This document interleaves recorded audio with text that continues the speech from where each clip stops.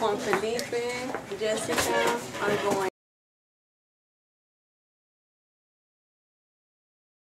He's going to bring a lot of smiles, and that's what, at the end of the day, that's what it's going to count.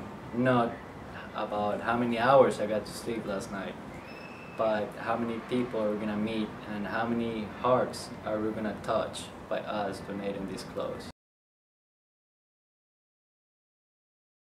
This is an opportunity for them to see that they can make a difference and that they can really get back something to their communities, and that even one person can change the world, that they would realize the impact that they can have in society by going to Immokalee. Estamos en Immokalee. Hola. Where workers would work several weeks, they wouldn't be paid. Workers would be beaten in the fields for trying to get a drink of water, just kind of simple things like that. The violence was very commonplace. And so in the 90s, the members of the community started to organize with each other to start to kind of make it known that they're human beings. They weren't going to be allowed to be treated like this any further.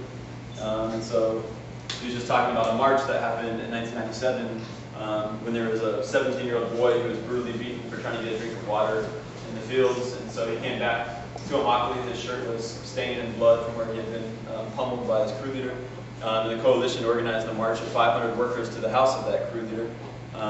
They also filed a police report. The police didn't do anything, but through 500 people marching to the streets saying, "We're not going to allow this. We're not going to tolerate this." Sent a very clear message to the agriculture industry that the workers were starting to organize and they were no longer going to be just walked all over.